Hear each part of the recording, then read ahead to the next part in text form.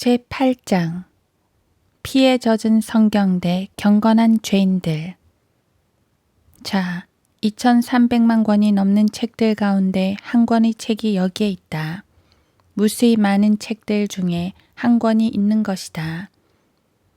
종교 서적이라 불리는 몇몇 다른 책들처럼 이 책도 그 기원이 창조주 그분 자신으로부터 비롯되었다고 공언한다. 즉, 이 책의 원 저자가 하나님이시라고 스스로 주장하는 것이다.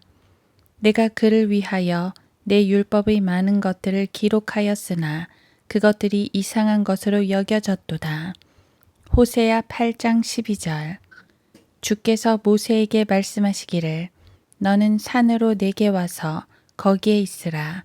내가 너에게 내가 기록한 돌판들과 율법과 계명들을 주어 너로 그들을 가르치게 하리라 하시니라. 출애굽기 24장 12절. 그 돌판들은 하나님의 작품이요 그 쓰신 것도 하나님께서 돌판에 새겨서 쓰신 것이라. 출애굽기 32장 16절. 과연 이것이 사실인가 아닌가?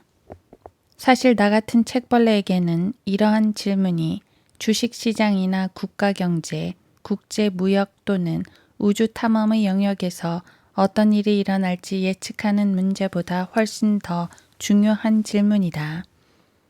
또는 엘리자베스 테일러 같은 배우들이 다음엔 누구랑 결혼할지, 힐러리가 임기가 끝난 후에도 자기 애인과 계속 놀아날는지, 교황이 낙태와 동성연애자에 대해 뭐라고 얘기할지 등과 같은 잡스러운 질문들보다 훨씬 중요한 질문이다. 솔직한 생각으로 유엔이 1950년 이래로 지금까지 논의해왔거나 향후 10년간 논의할 문제들은 이 중요한 질문과 비교해 볼 때 전혀 중요하지 않은 하찮은 것들에 불과하다. 하나님께서 책을 쓰신 적이 있는가? 있으시다면 그 책은 어디에 있는가? 이 질문과 비교해 볼 때 종교, 교회, 신앙, 성사들, 세계 평화, 평화를 유지하는 방법, 환경 문제, 자연재해뿐만 아니라 심지어 전쟁이나 혁명에 관한 문제까지 이런 것들은 거의, 아니 전혀 중요하지 않다. 시민의 권리, 인간의 권리, 여성의 권리, 동성연애자의 권리 등과 같은 어린애 장난짓들은 직업, 가족, 동호회, 남학생 또는 여학생, 동아리, 군사체제, 지역사회, 학교 등을 와해시키기 위한 정치적인 술책들에 불과하다. 정말이지 이런 것들은 어떤 사회에서 생산적이든 계몽적이든 진보적이든 무슨 이로운 것을 양산해내는데 전혀 중요하지가 않다. 어쩌면 나는 나의 가치들을 정립함에 있어서 다소 균형을 잃고 있는 것인지도 모른다. 그러나 진리에 관하여 빌라도가 했던 질문을 시작한 이래로 요한복음 18장 38절. 나는 내 혼을 산산조각 내는 오직 하나의 생각에 사로잡혀 왔다. 빌라도는 자기 자신을 진리라고 주장하시고 이 땅에 온 유일한 목적이 진리를 증거하는 것이라고 말씀하신 한 분을 만난 후에 이 질문을 했었다. 진리를 찾는 죄인이라면 누구나 철저한 조사 없이 이러한 진술들을 받아들이는 일이 어렵다고 느낄 것이다. 과격하고 혁명적이며 광신적이고 지나치게 열성적인 종교의 창시자께서는 그분 자신이 진리라고 말씀하셨다. 또한 그분의 말씀들과 그분의 아버지의 말씀들 역시 진리라고 말씀하셨다. 이는 예수 그리스도께서 성경이라고 부르신 것이 곧 누군가에 의해 기록된 진리의 말씀들이라는 사실을 의미한다. 히브리서 10장 7, 8절, 요한복음 10장 35절, 마태복음 22장 29절. 하나님께로부터 나온 사람은 하나님의 말씀들을 듣느니라. 너희는 하나님의 말씀들을 듣지 아니하나니 이는 너희가 하나님으로부터 나오지 않음이라고 하시니라. 요한복음 8장 47절. 성경을 상고하라. 이는 너희가 성경에 영생이 있다고 생각함이니 그 성경은 나에 관하여 증거하고 있음이라. 너희가 모세를 믿었다면 나를 믿었으리니 이는 그가 나에 관하여 기록하였기 때문이라. 그러나 만일 너희가 그의 글들을 믿지 않는다면 어떻게 나의 말들을 믿겠느냐고 하시니라. 요한복음 5장 39, 46, 47절. 선지서들에 기록되기를 그들이 모두 하나님께 가르침을 받으리라고 하였으니 아버지께로부터 듣고 배운 모든 사람들은 내게로 오리라. 요한복음 6장 45절. 예수께서 그에게 대답하여 말씀하시기를 기록되었으되 사람이 빵으로만 사는 것이 아니요 하나님의 모든 말씀으로 사느니라고 하시더라. 예수께서 그에게 대답하여 말씀하시기를 사탄아 내 뒤로 물러가라. 기록되었으되 너는 주 너희 하나님께 경배하고 오직 그분만을 섬기라고 하였느니라 하시더라. 예수께서 대답하여 그에게 말씀하시기를 말씀하셨으되 주 너희 하나님을 시험하지 말라고 하였느니라 하시니 누가복음 4장 4, 8, 12절. 예수께서 대답하여 그들에게 말씀하시기를 너희가 성경도 하나님의 능력도 모름으로 오해하고 있도다. 마태복음 22장 29절.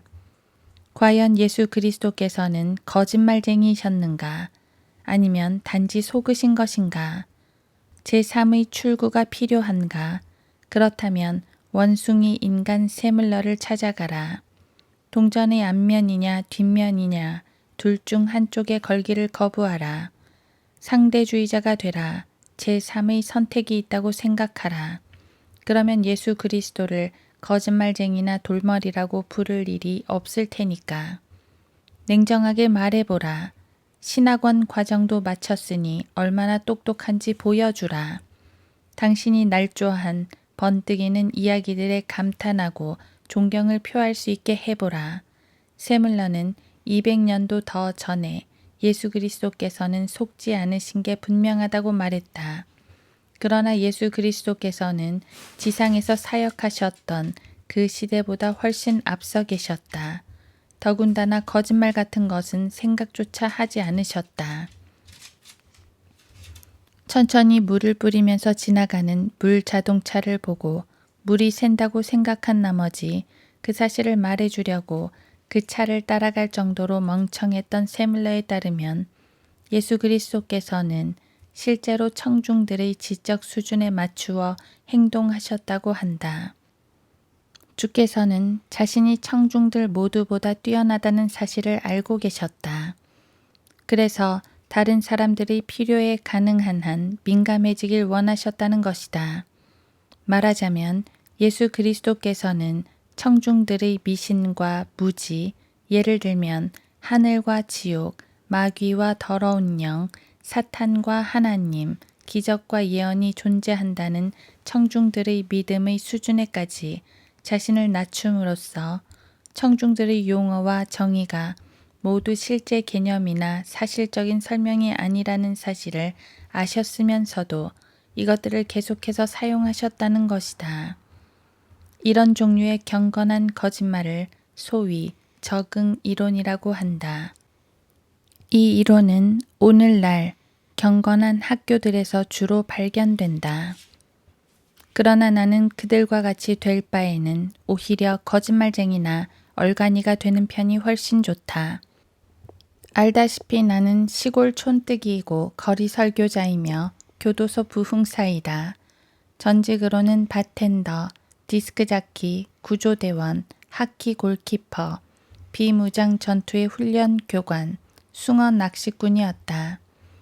난 이론적인 명제들이나 추측들 또는 본 적도 읽은 적도 없는 축자적으로 영감받은 무오한 원본들을 만지작거리느라 시간을 낭비하고 싶지 않다. 물론 내게는 누구나 자기가 믿음의 근거로 삼고 있는 것보다 더 나은 것을 얻을 수 있다는 사실을 믿을 만큼 충분한 믿음이 있다. 또한 내 명제들이 명쾌하고 수정처럼 선명하면서 접시 중앙에 똑바로 놓여 있고 먹기에 알맞은 높이로 제시되기를 원한다. 만약에 라든지 그러나 그렇지만 아마도 추측컨대 매우 그럴듯한과 같은 말들을 덧붙이지 않고 말이다. 과연 예수 그리스도께서는 거짓말쟁이셨는가? 아니면 단지 속으신 것인가? 공을 피하지만 말고 과감하게 붙잡으라. 골문을 지키고 있는 사람이라면 당연히 날아오는 공을 피하지 말고 잡을 수 있어야 한다. 만일 예수 그리스도께서 성경이나 자신이 하셨던 말씀들에 관하여 이야기하실 때마다 매번 진리를 말씀하셨다면 이것은 은하계, 성단, 성운, 태양계, 지구, 그리고 인간을 포함하여 지구상에 있는 모든 것을 만드신 분께서 인간이 듣고 읽어야 할 그 말씀들을 인간의 손이 닿는 곳에 두셨다는 것을 의미한다. 이것은 또한 당신과 내가 우주를 만드신 하나님의 마음속에 있는 것이 무엇인지 발견할 수 있다는 것을 의미하며 실제로 우리가 알 필요가 있는 모든 것을 알려줄 수단인 인간의 언어, 곧 말들을 통해 하나님으로부터 나오는 지시사항들을 받을 수 있다는 것을 의미한다. 말하자면 이것은 어떤 사람이라도 자신이 어디에서 왔는지, 이 땅에 있는 동안 무엇을 해야 하는지, 무엇을 하면 안 되고 또 말해서는 안 되는지, 미래를 대비하려면 어떻게 해야 하는지, 그리고 자신의 미래가 어떻게 될 것인지에 관하여 해가 지면 다시 해가 뜨듯이 아주 분명하게 알아낼 수 있다는 뜻이다. 만약 실제로 존재하시는 어떤 하나님께서 그런 책을 쓰셨다면 그분께서는 우리에게 이상 언급한 것들 이외에 더 많은 것들도 알려주실 수 있을 것이다. 이 책에는 미래에 일어날 일들이 500구절 이상 들어있으며 단어들로 보면 10,000개가 넘는다. 과연 하나님께서 그 책을 쓰셨는가, 쓰지 않으셨는가? 설령 하나님께서 그 책을 쓰신 게 아니라 하더라도 그 책을 쓴 존재가 누구였든지 그 역시 하나님처럼 그 일이 일어나기 100년에서 3000년 전에 무슨 일이 어디에서 어떻게 발생할 것인지에 관하여 500가지 이상의 세부 사항을 알고 있어야만 한다. 과연 그런 존재가 지구상에 어디 있겠는가? 당신 친구들 가운데서 볼 수 있겠는가? 아니면 어떤 유명한 과학자가 그렇게 할 수 있겠는가? 아니면 러크만이 쓰는 고약하고 천박한 언어를 사용하지 않는, 그러니까 선하고 경건하며 영적인 어떤 그리스도인이 그 일을 할 수 있겠는가? 아무리 높은 점수를 준다 해도 그런 책을 썼을 리 만무한 몇몇 사람들을 소개하면 다음과 같다. 마호메트, 칼릴 지브란, 노스트라다무스, 진 딕슨, MVP 에디, 블라바츠키 부인, WC 리드미터, 에밀 캐디, 조 스미스, 모로나이, 토마스 헉슬리, 교황 요한 바오로 2세, 교황 피오 7세, 교황 바오로 6세, 라스푸틴, 아인슈타인, 지그문트 프로이트, 찰스 다윈, 짜라투스트라, 공자, 노자, 라마 크리슈나, H.G. 웰즈, 스핑크스, 칼 마르크스, 어떤 컴퓨터. 이상 제시된 명단 중 그 누군가가 예언에 관하여 어쩌다 정확히 말했다 할지라도 그것은 하나님께서 기록하신 성경에서 그와 관련된 구절을 슬쩍 빼온 것이거나 아니면 추측한 것이 운 좋게도 성경의 500개 이상의 예언 목록 중 한두 가지 사실에 적중한 것이었다. 마호메트는 코란을 말할 때 여러 번 이런 짓을 했다. 이것은 내가 24,000권 이상의 책을 꾸준히 읽은 후에 개인적으로 알아낸 것이다. 국회 도서관에 있는 나머지 책들도 모두 읽었다면 또 다른 결론에 도달했을지도 모르지만 분명 그럴 리는 없을 것이다.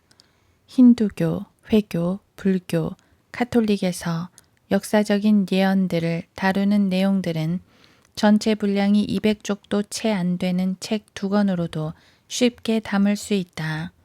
가톨릭의 경우를 보면 그들은 예언의 50%를 유대인에게 주어진 말씀들에서 가져왔는데 이는 그들이 위조한 이그나티우스 서신이 일반 대중들의 헬라어에서 가톨릭이라는 단어를 빌려 쓰기 100년도 더 전의 일이다.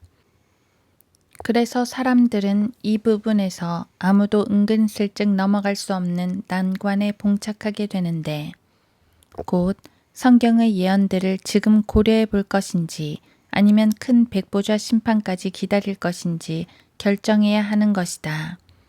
길은 막혀 있다. 하나님께서 자신의 말씀들로 채워진 한 권의 책을 쓰셨는가? 그것이 사실이라면 오늘날 그 사본을 구할 수 있는 사람은 누구인가? 만일 하나님께서 그런 책을 쓰셨다면 그 책은 어디에 있는가? 하나님께서 잃어버리셨는가?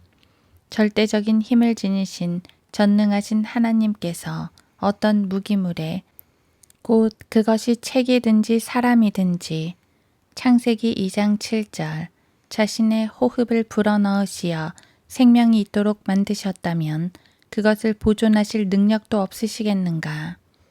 아담의 불멸성은 그가 하나님께 순종하는가에 달려 있었지 그를 계속 살아있게 하실 수 있는 하나님의 능력에 달려있는 게 아니었다. 물론 하나님께서는 아담을 영원히 살아있도록 하실 수 있었다. 심지어 아담이 스스로를 파멸시킨 이후에조차 하나님께서는 그가 자신의 잃어버린 땅을 회복할 수 있는 방법을 마련해 주셨다. 창세기 3장 15, 21절 궁극적으로 아담은 하나님께서 창조하셨을 때와 똑같은 상태로 그 땅을 다시 얻게 될 것이다. 이사야는 이 내용을 그것이 이루어지기 2600년도 더 전에 예언했다. 이새의 줄기에서 한 싹이 나며 그의 뿌리들에서 한 가지가 자랄 것이라. 주의 영이 그의 위에 머물리니 지혜와 명철의 영이요 계획과 능력의 영이며 지식과 주를 두려워하는 영이라. 주를 두려워하는 가운데 그를 속히 명철케 하리니 그는 자기 눈으로 보는 대로 판단하지 아니하고 귀로 듣는 대로 책망하지도 아니하나 가난한 자를 의로 판단하며 세상의 온유한 자를 위해서는 정직으로 책망하리라. 또 그는 그의 입의 막대기로 세상을 치고 자기 입술의 호흡으로 악한 자를 죽일 것이라. 그가 그의 허리띠가 되며 신실함이 그의 옆구리에 띠가 될 것이니라. 또한 이리가 어린 양과 함께 거하며 표범이 새끼 염소와 함께 누울 것이요 송아지와 어린 사자와 살찐 짐승이 함께하며 어린아이가 그들을 이끌리라. 암소와 곰이 함께 먹으며 그것들의 새끼들이 함께 누울 것이요 사자가 소처럼 짚을 먹으리라. 또 젖먹는 아기가 독사의 구멍에서 장난하며 젖된 아이가 독사의 굴에 손을 넣으리라. 그들은 나의 모든 거룩한 산에서 해치거나 파괴시키지 않으리니 이는 마치 물들이 바다를 덮음같이 세상이 주의 지식으로 충만할 것임이니라. 그날에 이새에게서 한 뿌리가 있어 백성의 깃발로 서리니 이방인들이 그것을 찾을 것이며 그의 머무는 자리가 영화로우리라. 이사야 11장 1에서 10절 피조물이 간절한 기대를 가지고 하나님의 아들들이 나타날 것을 기다리고 있으니 피조물이 허무한데 굴복하는 것은 자의가 아니요 오직 소망 가운데 그것들을 굴복해 하시는 그분 때문이며 피조물 자체도 그 썩어짐의 속박으로부터 해방되어 하나님의 자녀의 영광스러운 자유에 이를 것이기 때문이라. 모든 창조물이 이제까지 함께 신음하며 고통받는 것을 우리가 아노니. 로마서 8장 19에서 22절 그날에 내가 무너진 다윗의 장막을 일으키고 그 틈을 막으리라. 또 내가 그의 패망을 일으켜 옛날처럼 세우리니 그들이 에돔의 남은 자와 나의 이름으로 불려지는 모든 이방의 남은 자를 차지하리라. 이 일을 행하는 주가 말하노라. 주가 말하노라. 보라, 그 날들이 이르리니 밭 가는 자가 추수꾼을 앞서며 포도를 밟는 자가 씨 뿌리는 자를 앞서리라. 산들은 단 포도주를 떨어뜨릴 것이요 모든 작은 산들은 녹으리라.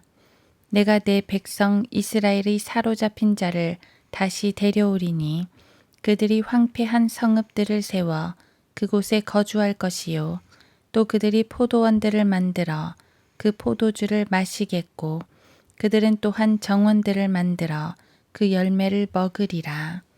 내가 그들을 그들의 땅에다 심으리니 그들이 다시는 내가 그들에게 주었던 그들의 땅에서 뽑히지 아니하리라. 주 너희 하나님이 말하노라. 아모스 9장 11에서 15절. 그리스와 로마의 신비 종교들의 창시자들, 지도자들, 종사자들, 신봉자들은 이 땅에서의 인간의 미래에 대해 전혀 알지 못했다. 아틀란티스인들, 레무리아인들, 티베트 승려들, 이집트와 바빌론, 신비 종교들의 제사장들도 마찬가지였다. 그래서 오늘날 진리를 찾고 있는 어떤 사람이 그러한 실정에 대하여 누군가에게 알려주려면 어떻게 해야 하는지 또는 책이 너덜너덜해질 만큼 충분히 오랫동안 그들의 자료를 연구하려면 어떻게 해야 하는지 그것 자체가 신비인 것이다. 부처, 마호메트, 시바, 칼리, 크리슈나, 브라마 등은 여행자들이 인도, 아라비아, 페르시아, 터키, 아르메니아 등의 지역을 여행하고서 자료들을 가져다 주지 않았다면 BC 2000년에서 AD 3000년 사이에 일어날 어떤 일에 대해서도 언급하지 못했을 것이다. 이 모든 종교적인 멍청이들은 철학적 추측과 도덕적 담화와 같은 몽상의 세계에서 살다가 죽었다. 그들이 설정한 가상적인 상황들과 깨달았다고 하는 모호한 가르침들은 자기들이 죽기 이전이나 이후에 역사적으로 일어날 일들에 관하여 그 어떤 것도 사람들에게 알려줄 능력이 없었다는 사실을 보여줄 뿐이다. 결국 그들의 진정한 본질만 드러나게 되었으니 곧 눈먼 장님들이었던 것이다. 흙으로 만들어진 존재 외에 아무것도 아니었다. 인간이 만든 종교들은 모두 종교적인 생각들로 가득 찬 일종의 깨끗하게 씻어놓은 쓰레기통들에 불과하다. 그 안에는 어떤 역사적인 현실들도 들어있지 않다. 말하자면 성경이 고대 종교적인 신화와 전설에서 빌려와 만든 것이라고 주장하는 그리스, 로마, 이집트, 바빌론식의 헛소리는 모두 아무런 증거가 없는 것이다. 어떤 공인된 의사가 그리스, 아시리아, 중국, 일본, 이집트, 로마, 크레타, 미노스, 바빌론, 신의 동정녀 탄생 사건에 대해 문서로 기록한 적이 있는가? 하나도 없다.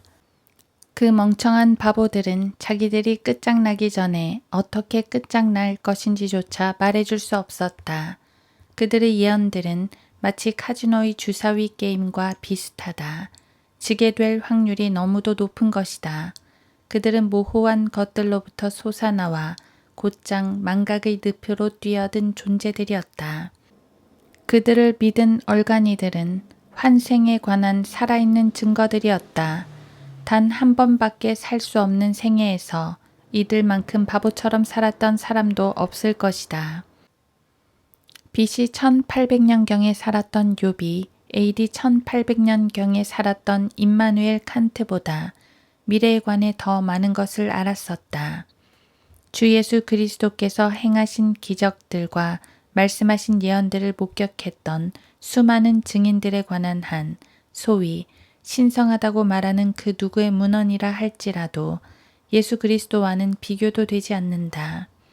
예수 그리스도께서는 죽으시기 전에 자신의 죽으심에 대하여 9가지 구체적인 내용들을 말씀하셨다. 주께서 말씀하실 때 12명의 목격자들이 그분을 보고 있었고 또한 그분의 말씀을 듣고 있었다.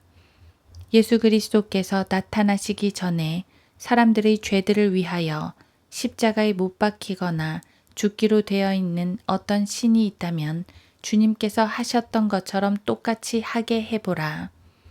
예수 그리스도께서는 버스 한 대에 탑승해 있는 학생들에게조차 충분치 않은 음식이든 빵 바구니로 친히 5,000명의 사람들을 먹이시는 것을 본 12명의 목격자들이 있었다. 앞서 언급한 신들이 행한 기적들을 목격했던 증인들은 도대체 어디에 있는 것인가?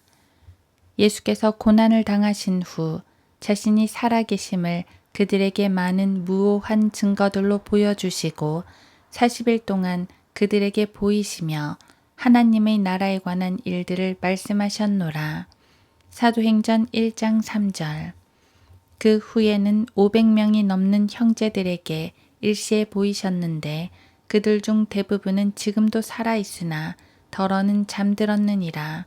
고린도전서 15장 6절. 사도행전을 기록한 누가가 거짓말을 했겠는가? 바울이 거짓말을 했겠는가? 아니면 당신이 거짓말을 하고 있는 것인가? 만약 누가와 바울이 거짓말을 하지 않았고 예수 그리스도께서도 거짓말을 하지 않으셨다면 마호메트가 거짓말을 한 것이다. 마호메트는 예수 그리스도께서 결코 죽지 않으셨다고 맹세까지 했다. 무슨 말인지 알겠는가? 마호메트의 의도가 무엇인지 파악이 되는가? 이것이 바로 오늘날 세상의 방식이다.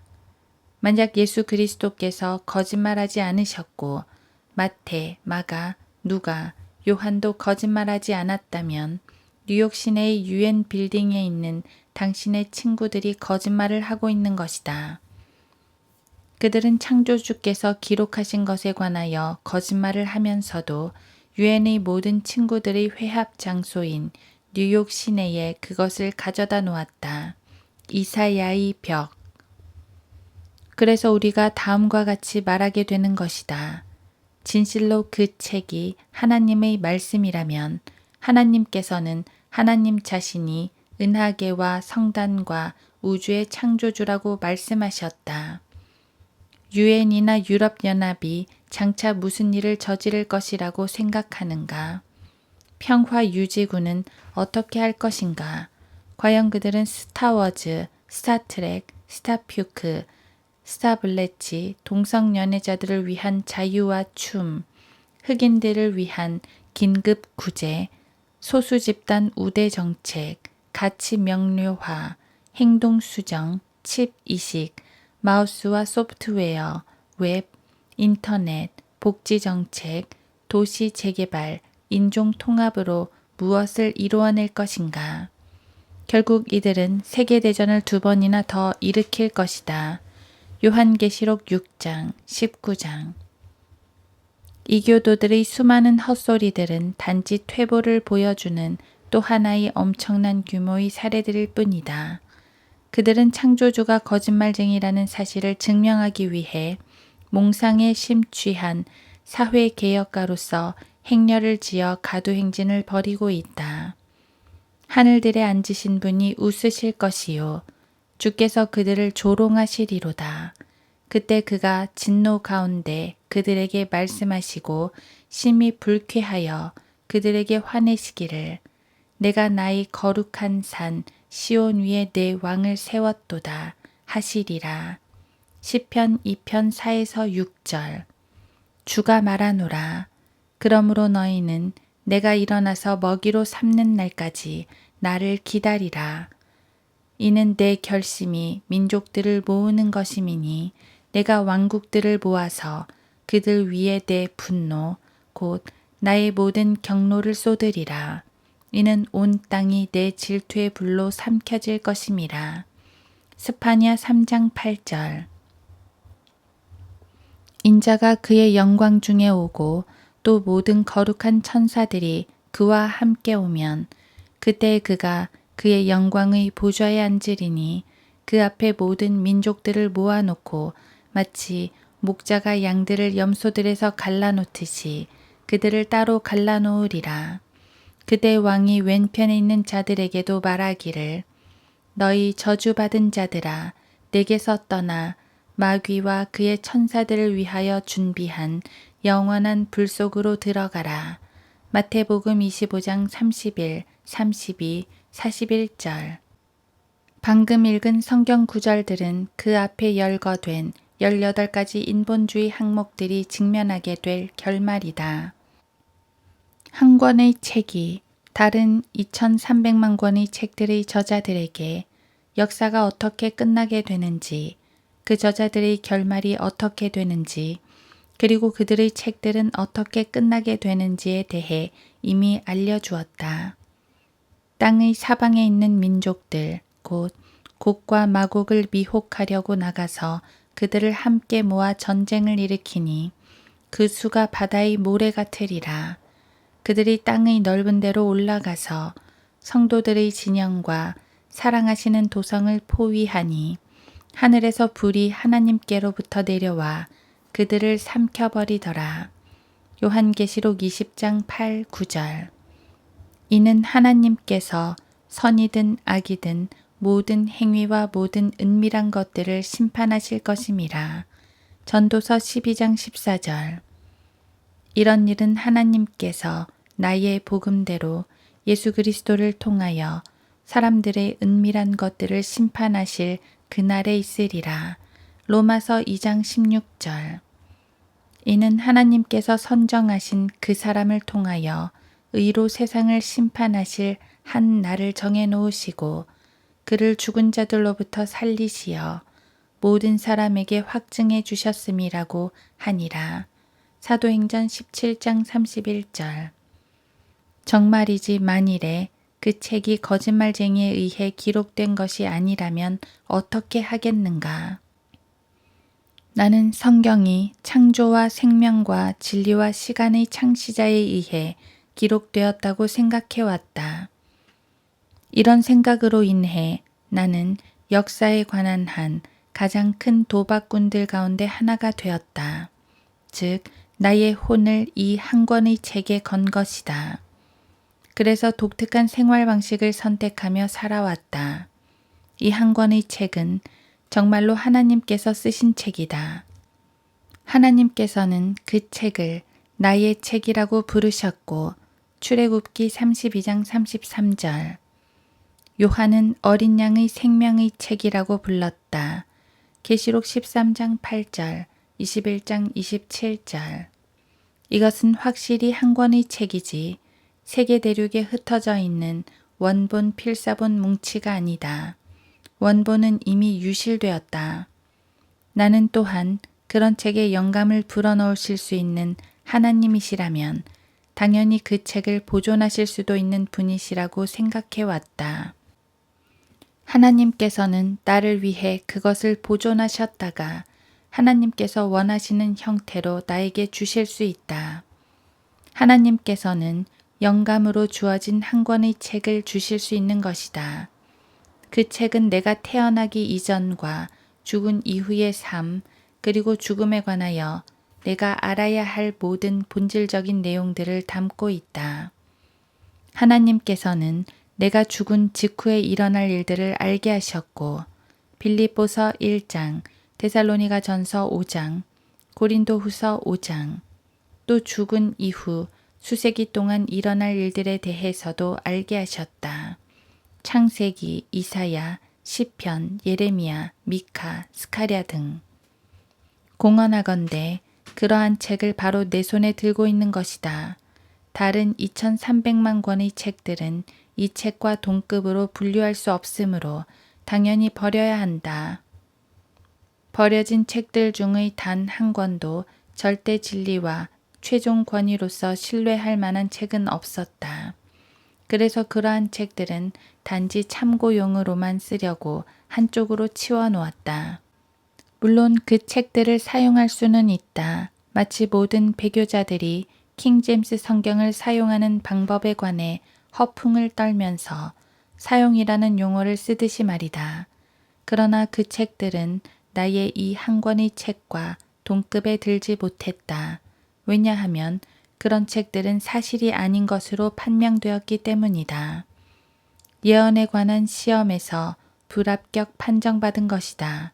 정말이지 형편없을 정도로 완벽한 불합격이다. 아슬아슬하게 불합격한 것도 아니다. 영적인 선지자와 성경 해설자로 보면 교황들은 훌륭한 양계업자들이나 다름없다. 선지자로 보면 마호메트는 훌륭한 땅콩 노점상들이나 매 한 가지다. 마호메트는 모든 여자들을 영화의 속편처럼 하찮게 취급했다. 혹자는 이 늙은 일부 다처주의자가 아량이 넓은 사람이었다고 말할지도 모르겠다. 그러나 분명 마호메트는 달신에 관해 생각했던 것보다 더 많이 여자들에 관해 생각했다. 그가 52세였을 때 9세의 소녀와 결혼했다. 어떤 재치 있는 사람이 이렇게 말했다. 젊은 첩과 사는 사람은 그렇게 하는 것이 자기 나이에는 치명적이라는 것을 알고 있으면서도 그보다 더 좋게 죽는 방법을 생각해내지는 못한다. 어린애처럼 상처받지 말라. 정신을 바짝 차리고 하디스와 코란을 읽어보라. 그런 후에 시편과 스가랴를 읽어라. 편협하게 굴지 말고 너그러워져라. 폭넓게 사고하라. 만일 성경을 다룰 수 있다고 생각하는 사람이라면 창조주의 관점에서 그분을 대면하라. 창조주께서 취하시는 관점은 다음과 같다. 주가 말하노니 너희는 송사를 일으키라. 야곱의 왕이 말하노니 너희의 강력한 주장을 내어놓으라. 그들로 주장들을 내어놓고 무슨 일이 일어날지를 우리에게 보이게 하라. 그들로 이전 일들을 보이게 하여 그것들이 무엇이든지 간에 우리로 그 일들을 숙고하고 그 일들의 나중 결말도 알게 하라. 그러면 앞으로 있을 일들을 우리에게 선포할지니라. 이후에 있을 일들을 보여주어 우리로 너희가 신들인 것을 알게 하라. 정녕 선을 행하거나 악을 행하라. 우리가 놀라며 그것을 함께 보리라. 보라, 너희는 아무것도 아니며 너희의 일은 헛것이라. 너희를 택한 자는 가증함이라. 이사야 41장 21에서 24절. 만약 당신과 당신의 모슬렘, 카톨릭, 힌두교, 불교 친구들이 하나님께서 자신의 책에 기록하신 위의 요구사항들을 충족시키지 못하고 있다면 말라키 3장 16절 아무쪼록 가늠하는 일부 다처주의자나 술에 쩌든 정치꾼 혹은 책상 다리를 한 요가 수도자에 대하여 떠벌리면서 돌아다니지 말라. 이들은 영국의 전래동화 골디락스와 곰 3마리만큼이나 진정한 선지자가 아니기 때문이다. 에스겔 14장 9, 10절. 이제 우리는 막바지에 접어들고 있다. 본서는 이제껏 아무도 쓴 적이 없는 곧 오직 하나뿐인 진정한 역사책인 성경에 관하여 한 촌뜨기가 쓴 책이다. 하나님께서는 엘라베마주보다 작은 땅 한 조각을 취하시어 그것으로 사람이 거주하는 땅 전체를 멸하시겠다고 농담하셨다. 400년 넘게 시대에 뒤떨어진 한 권의 책인 킹제임스 성경을 이용하여 농담하신 것이다. 이와 같은 농담은 2600년 이상 하나님의 책에 불순종해 온 한 민족에서 나온 소수의 사람들에 의해서 사소한 농담 하나까지도 완벽하게 실행될 것이다. 자, 이런 것이 농담이 안 된다면 어떤 게 농담이란 말인가? 이것은 일종의 유머 감각이라는 사실을 인정해야만 한다. 그렇게 하는 것도 역사책을 기록하는 한 가지 방식이 아닐까. 만일 그것을 받아들이지 못하는 사람이 있다면 정직하게 고백하건대 나는 150번 이상 성경을 읽고 나서 그 사실을 인정해야만 했다. 난 성경을 집어들 때마다 그 안에 있는 누군가가 다른 누군가를 갈기갈기 찢어버리고 있다는 사실을 잊을 수가 없다. 대충 성경을 넘겨봐도 알 수 있듯이 창세기 14장, 출애굽기 1, 15, 18, 32장, 민수기 14장 21장, 여호수아 6에서 9장, 재판관기 2에서 10장 등 도처에서 사람들이 다른 사람들을 죽이고 있는 것이다. 여기에 무장한 군대들 간의 전투를 평범한 삶의 방식으로 만들어버리는 소위 종교 서적이 있다. 재판관기 13에서 21장을 보라.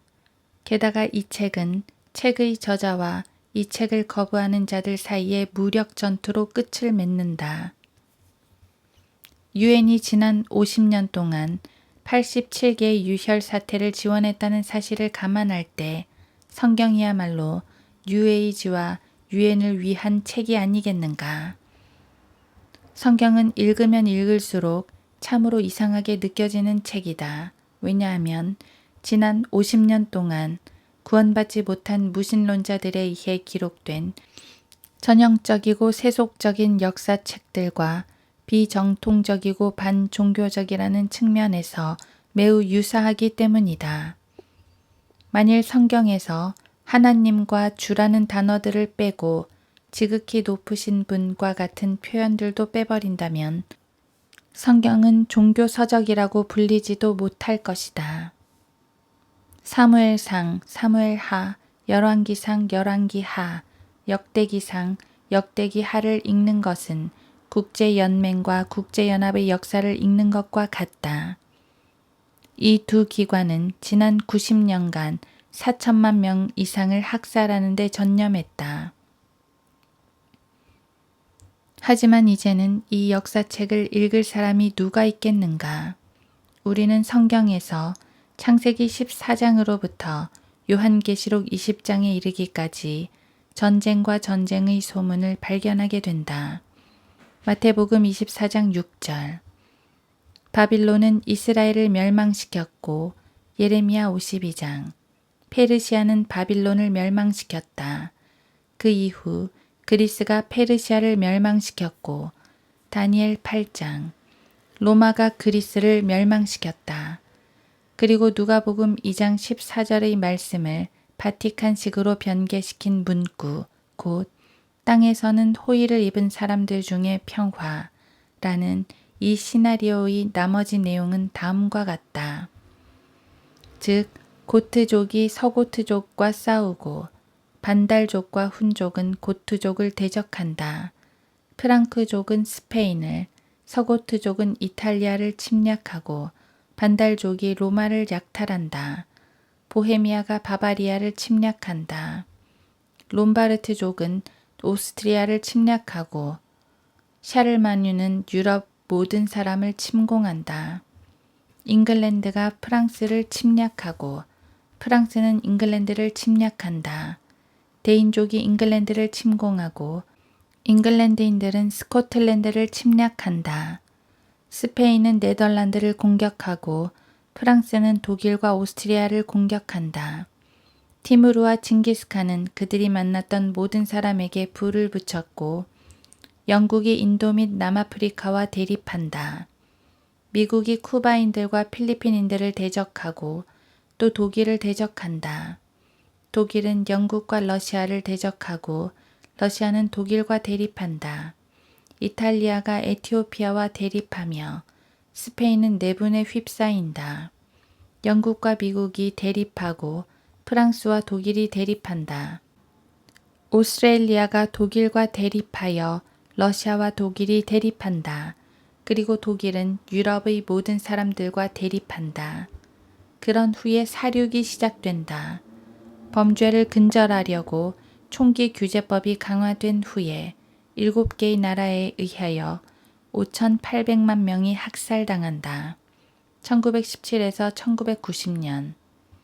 이런 식의 유엔의 평화 유지를 위한 조치는 땅 위에는 화평이요 사람들에게는 호의로다 라는 전명이 공포된 이래로 누가복음 2장 14절 1990년간 꾸준히 진행되어 왔다. 자, 무슨 평화를 말하는 것인가? 정말이지 어림없는 소리다. 평화 유지라는 명목 아래 시행된 모든 활동과 관련하여 유일하게 종교적인 것이 있다면 대부분 카톨릭 교도들이 유대인들이나 모슬렘 또는 그리스도인들을 죽였다는 내용이다. 때때로 모슬렘이 카톨릭 교도들이나 그리스도인들 혹은 힌두 교도들을, 그리스 정교도들이 유대인들을, 미국의 카톨릭 교도들과 유대인들과 그리스도인들이 베트남의 불교도들을 죽였다는 내용도 등장한다.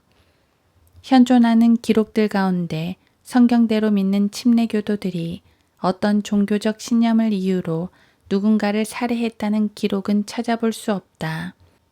평화 유지를 위한 조치는 특히 국가의 정부들과 결탁되어 있는 종교 지도자들과 연결되어 있다. 랍비들, 카톨릭 사제들, 그리스 정교 사제들, 칼빈주의 청교도들, 힌두교의 성인들, 모슬렘 과격분자들처럼 말이다. 성경대로 믿는 사람들은 자신의 종교적 신념들을 어떤 정부와도 결부시키지 않는다. 사도 바울은 50에서 60년간의 사역 중에서 자신이 복음을 전한 국가에 교회 국가가 형성되지 않게 하려고 매우 조심했다. 입으로만 그리스도인임을 자처하는 자들이 자기들의 특정 종교를 위해 특별한 지위를 얻으려고 정치인들과 밀담하는 그런 교회 국가는 대량 살상, 학살, 반역, 배교를 낳는다. 종교를 막론하고 거짓 교리라고 생각되는 것에 반대하여 거리에서 공개적으로 설교하는 것을 허용하지 않는 국가는 초기 경찰 국가에 해당한다. 어떤 종교단체가 쇼핑몰이나 스포츠 행사장에서 전도지를 나누어 주는 것을 막는 국가도 마찬가지이다. 학교들에서 성경 읽기와 기도를 하지 않는 교회 국가들은 성경을 설교하거나 가르치며 배포하는 일 또는 성경을 읽는 것에 대해 일일이 검열하는 모든 국가들처럼 영적으로 사망한 것이나 다름없었다.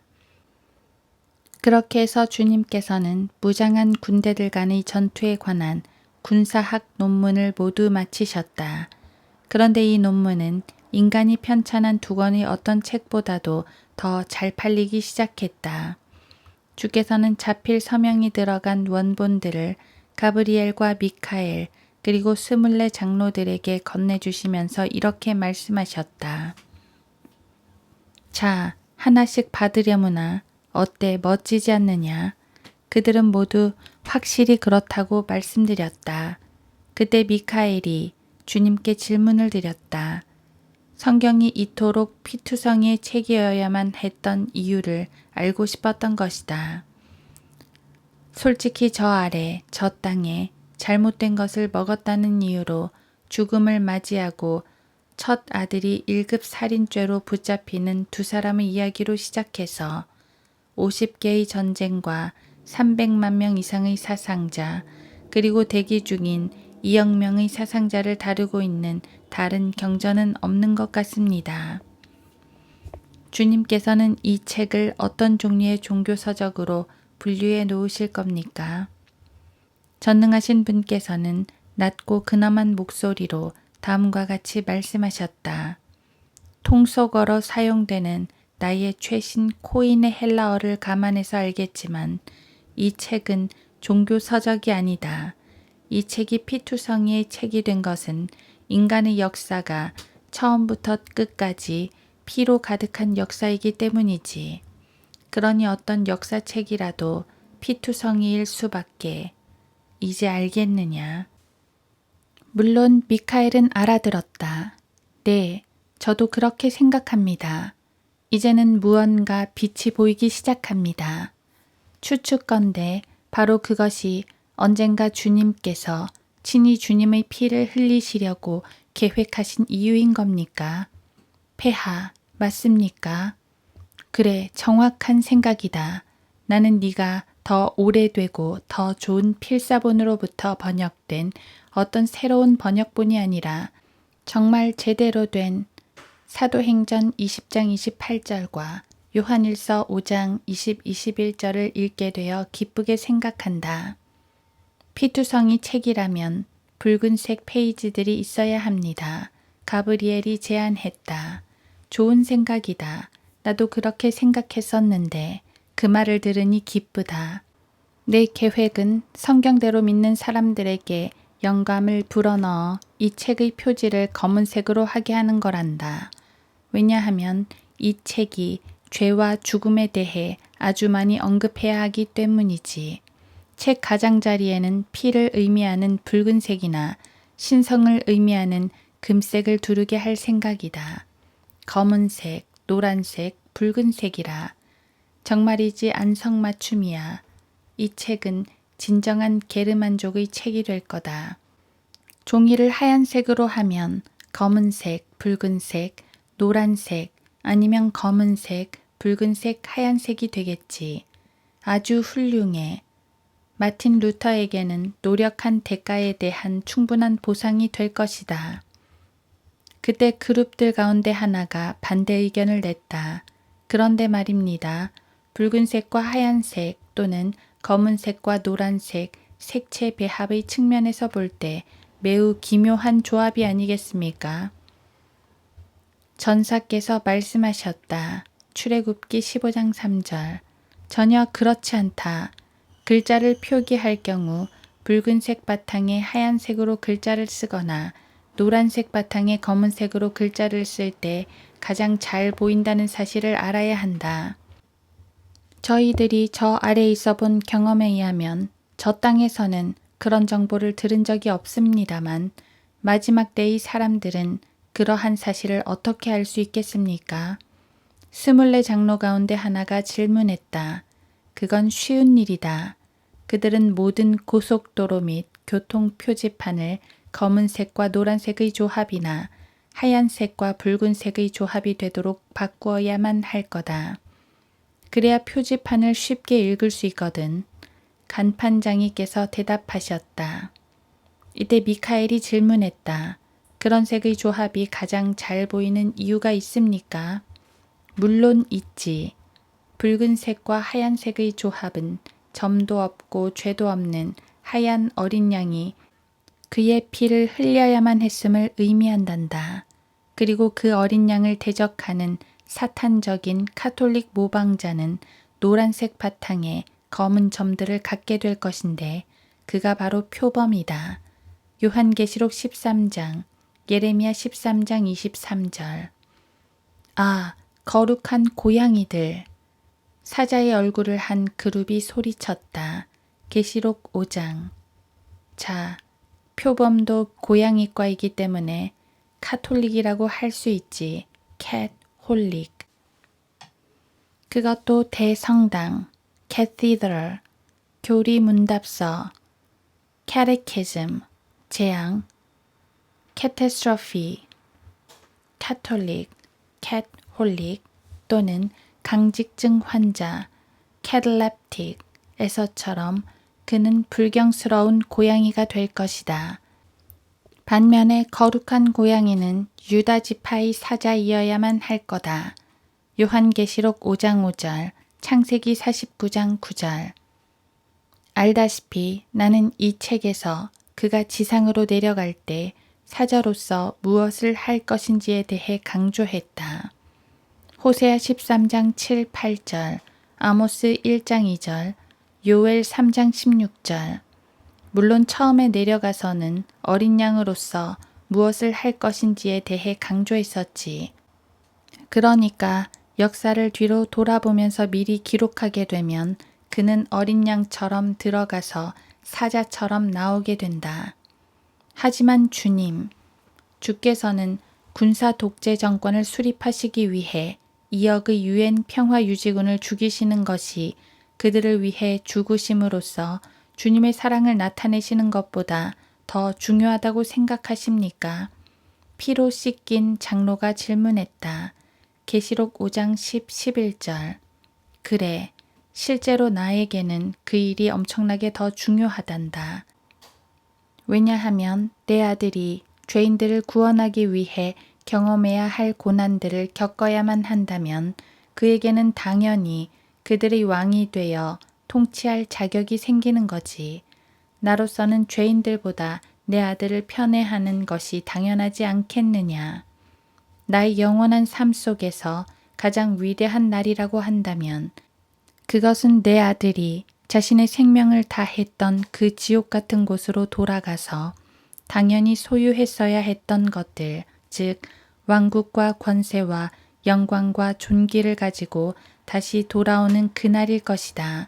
계시록 5장. 이 모든 것은 결코 다른 사람의 것이 아니야. 바로 내 아들의 것이지.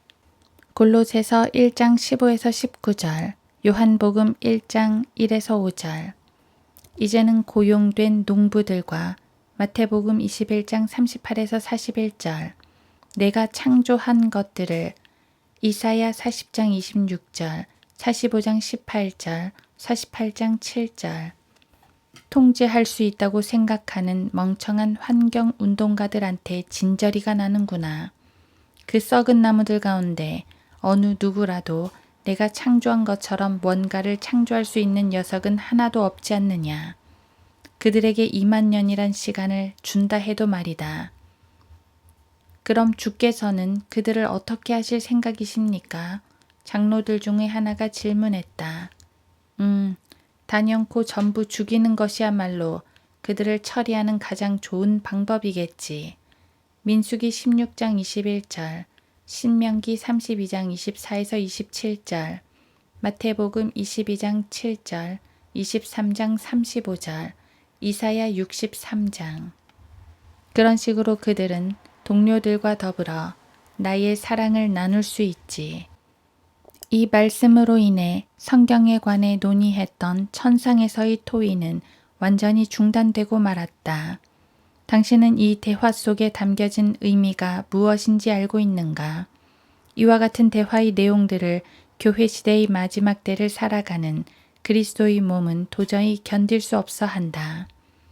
오늘날 보수주의자, 근본주의자, 복음주의자라는 배지를 자랑스러워하는 모든 사람을 포함한 주요 기독교 유명인사들 중에 이 대화들 속에 기록해둔 내용들을 보고서도 두려워하지 않을 사람은 단 한 명도 없다. 왜 그런지 아는가? 건전한 교리를 가르치는 그런 절대적인 성경적 진리로는 청중들의 관심을 끌 수도 없고 그들의 주의나 참여를 불러일으키지도 못하기 때문이다. 사역을 지지해 줄 만한 소위 우량주도 끌어오지 못한다. 말하자면 하나님의 진리, 로마서 1장 25절, 즉 성경이 위신과 수입, 성과, 명성, 그리고 대중적 관심이라는 제단 위에서 희생되어야 하는 것이다. 그리스도의 몸의 배교는 그런 식으로 시작해서 그런 식으로 끝나버리고 마는 것이다. 디모데후서 3장, 계시록 3장, 디모데후서 4장. 사실 내가 쓴 이런 내용들은 다름 아닌 성경이 말씀하는 내용이다. 당신은 농담이라고 비웃을지 모른다. 그런데 나는 인류에게 던져진 가장 큰 농담이자 동시에 가장 끔찍한 농담의 대략적인 내용만을 썼을 뿐이다. 그리고 이 농담을 생각해내신 분은 하나님이시다. 지금껏 내가 기술한 내용은 본래 하나님의 말씀에서 나온 것이다. 현대의 구원받은 근본주의자들은 내가 이 책에서 언급한 주제들에 대하여 설교나 강의는커녕 토의조차 할 능력이 없다. 최근 남침례교도들은 구원받지 않은 유대인들, 힌두교도들, 모슬렘에게 그들의 의가 더러운 걸레와 같다고 말한 것과 그들 모두 허물과 죄들 가운데 죽어있다고 말한 것에 대해 언론에서 사과했다. 남침례교도들이 왜 그런 짓을 했는지 아는가? 성경에서 말씀하신 바와 같이 그들이 진노의 자녀요 불순종의 자녀이기 때문이다. 에베소서 2장 1에서 5절, 5장 6절. 현대의 기독교계는 사탄과 창세기 3장 1절 6절, 죄의 사람만큼이나 다니엘 8장 25절, 긍정적이다. 오늘날에는 쓰레기 처리장도 감옥도 병원도 없다. 그저 위생 쓰레기 매립지나 교도소 또는 보건진료소가 있을 뿐이다. 내가 지금 무슨 말을 하고 있는지 알겠는가? 현대의 기독교계는 21세기 어느 날인가 인류 전체의 4분의 3을 멸망시키는 것을 즐거워하실 하나님에 대해 상상조차 하지 못한다. 더욱이 그런 하나님께 영광을 돌리고 그분을 드높이는 일이란 더더욱 불가능하다. 현대의 그리스도인들은 소들이 집으로 왔다가 다시 초원으로 나갈 때까지 에스겔 36장 26절, 베드로후서 3장 9절, 로마서 4장 1에서 10절, 요한일서 4장 7, 8절을 인용하긴 하지만 그보다 앞서서 에스겔 16, 23, 24장, 시편 50편 22절, 신명기 28장 20에서 28절, 마태복음 13장 42절, 디도서 1장 12절, 말라키 2장 2, 3절에 대해서는 언급조차 하지 않는다. 영원 무궁토록 찬양받으실 하나님, 곧 우리 주 예수 그리스도의 아버지, 고린도후서 11장 31절, 즉 아브라함의 하나님, 이삭의 하나님, 야곱의 하나님께서는 마태복음 22장 32절 인종차별주의자, 성차별주의자, 계급차별주의자, 불화를 일으키시는 분이실 뿐만 아니라 신랄하시고 복수하시는 분이시며 너그럽지 못하시고 극단적으로 자기중심적이시다. 그런 하나님은 새 시대에 살고 있는 현대인의 친구로 적합하지가 않으시다. 뉴에이지. 이 시대의 구원받은 그리스도인들은 자기가 그런 하나님을 믿는다는 사실을 다른 사람이 알까봐 두려워한다. 자기들을 구원하신 분의 실제 성품이 어떠한지를 다른 사람이 알게 될까봐. 이들은 문자 그대로 공포에 질려 있는 것이다. 하지만 하나님께서는 앞서 언급했듯이 구약과 신약의 성경 구절들에서 열거하고 있는 그런 성품을 가지신 분이시다. 요약하건대 현대인들에게 있어서 하나님과 그분의 책은 둘 다 없어져야만 하는 대상이다. 현대인들은 타인들의 요구에 너무 민감한 나머지 그런 독재자를 도저히 견딜 수 없어 한다. 인본주의 거짓말쟁이들은 그런 피투성이의 책을 견뎌내지 못한다. 그런데 성경에서 피라는 단어는 4장에 한 번꼴로 등장한다. 피라는 단어가 성경의 끝에서 4번째 장까지는 사라지지 않는 것이다. 그래서 그들에게는 성경이 없어져야만 하는 것이다. 성경을 개정시킴으로써 성경을 제거하라. 불에 태우고 공격함으로써 성경을 제거하라. 성경을 믿고 설교하는 사람들을 체포함으로써 성경을 제거하라. 자라나는 자녀들이 성경을 읽지 못하게 함으로써 성경을 제거하라. 인본주의 쓰레기, 종교 쓰레기, 경건을 가장하는 상투적 문구, 감상적인 호소, 정치적인 속임수로 성경을 대처함으로써 제거하라. 무슨 수를 써서라도 성경을 제거하라. 말은 쉽지만 결코 그렇게 되지는 않을 것이다.